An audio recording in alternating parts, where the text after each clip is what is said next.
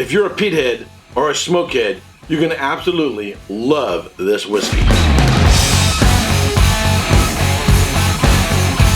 Welcome to another episode of Erik Wait Whiskey Studies, and in this video, I'm going to review the Smokehead Islay single malt Scotch whiskey. But before I get into this, let me tell you a little bit about it.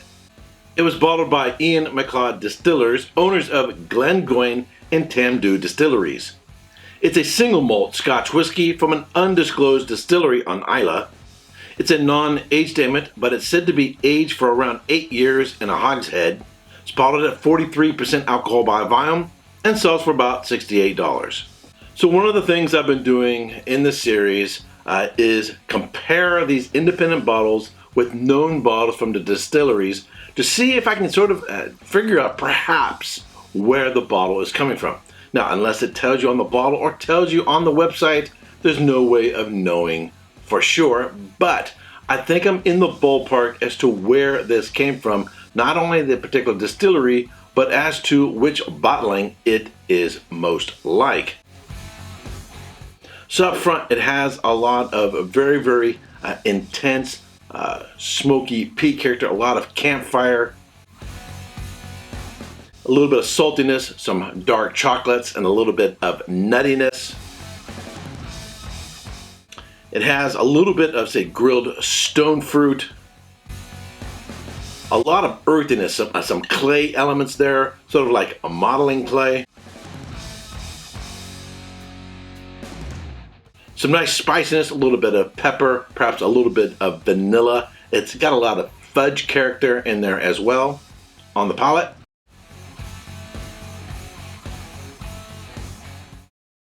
It's sweet up front, becomes a little bit more savory towards the back.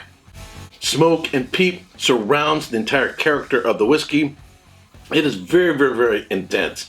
I would say, the parts per million on the peat before distillation had to be at least 55 ppm, and it has retained a lot of it post distillation and aging.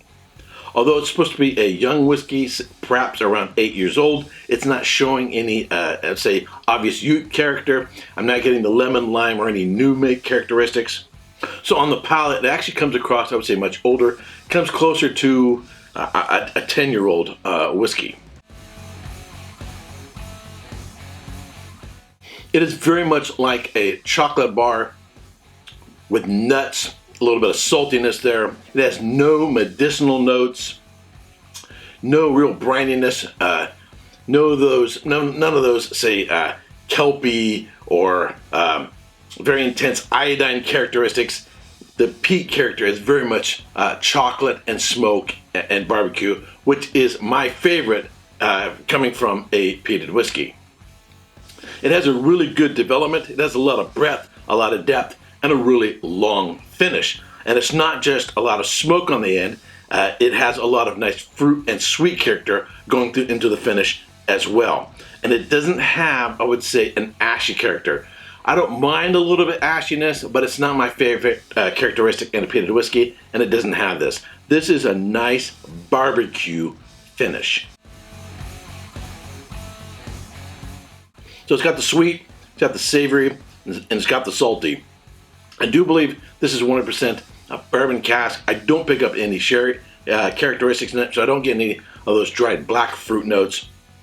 I would say definitely it's a bourbon cask, although we don't know for sure because it doesn't say it on the bottle. I wish more information could be put on the bottle.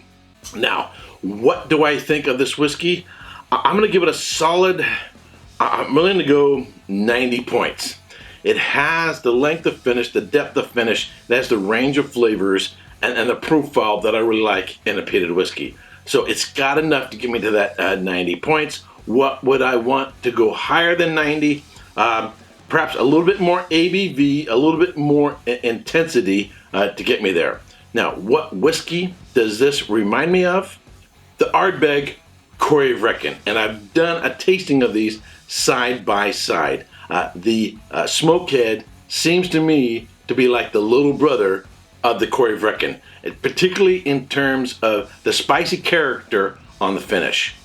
It has the same intensity of the smoke character. It has the same sort of, I would say, chocolate and nuttiness and saltiness character as the Smokehead. But the Corey Reckon is much more intense and much more in your face because it's got a higher ABV. So you're talking 57.1% alcohol by volume versus a 43% alcohol by volume. But you're also talking a $23 different dollar in price range, or perhaps more depending on where you're buying it. So on the one hand, I could say, hey, why buy the Smokehead when you can buy the Corey Reckon? However, $23 is a significant amount. If you're in the habit of wanting to bring your whiskeys down a little bit, adding water, there's a sense in which the Smokehead is a Corey Reckon, in my opinion, for my palate, that is ready to go. So it's sort of a poor man's Corey Reckon, in my personal opinion, in my experience. And if you know me and if you've been following me for a while, you know that I know Ardbeg really, really, really well. I'd be shocked if I'm wrong that it's coming from another distillery. Why do I think it's coming from Ardbeg? Not only in terms of my basic familiarity with Ardbeg, but it doesn't have any characteristic of the other Islay distilleries that do heavily peated whiskeys. You can think of Lefroy, you're getting more oceanic, more iodine, more medicinal notes. Bowmore doesn't put out anything that is intense as this, and Lagavulin has much more of a fruity character in the middle, sort of the lemon and lime character, with the surrounding more mildly intense peat that sort of gracefully wraps around the whiskey, whereas Ardbeg is a little bit more in your face. It has, I would say, a little bit more personality in the way in which it comes across your palate. And I always find with Kalila, you know, they're very, very, very good, but I always find that it seems like they're missing a little bit of something, except for if you get them from an independent bottler. But the bottles that I have from Kalila always seem like there's something missing in the profile that it needs added to it. Now, there are a few other distilleries up north that it could be from. You think of perhaps the Port Charlotte 10. However, the Port Charlotte 10 has a sherry cask influence, which this doesn't have. It just doesn't seem like any northern Islay distilleries. Definitely not Bunnahabhain. Bunnahabhain doesn't put out, even their Moynia bottles don't come across this intense. So I definitely think it's a southern distillery, and by process of elimination, in terms of not only what it has, but what it doesn't have, it definitely reminds me of Ardbeg. So, would I recommend this whiskey? Absolutely, particularly if you're looking for something with a similar profile to Corey Reckon, and you're going to save $23, $25 depending on where you're at. Now, score-wise, what I typically give the Corey Reckon, I give it like around 93 points.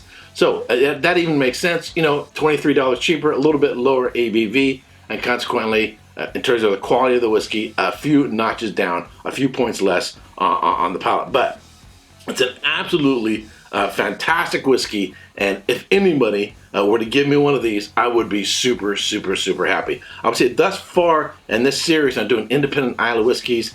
This has thus far, I think, been one of the best, and it's widely available. The one question I have is, though, if they are sourcing independent bottles to go into the Smokehead, are they always getting from the same source year to year to year?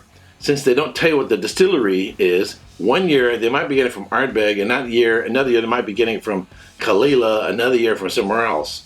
You just don't know. So my hope is that they're consistently getting it from this distillery, which I believe to be Ardbeg, and consistently putting out a similar quality whiskey. Alrighty, that's it for this video. If you subscribe to this channel, I want to thank you very much. If you've not yet subscribed, but you like watching my videos, I would greatly appreciate it if you would subscribe, ring the bell to be notified when I go live. And if you're one of my Patreon supporters, I want to thank you very much for supporting this work. And until next time, cheers. Hey, don't forget to subscribe and check out these other whiskey videos.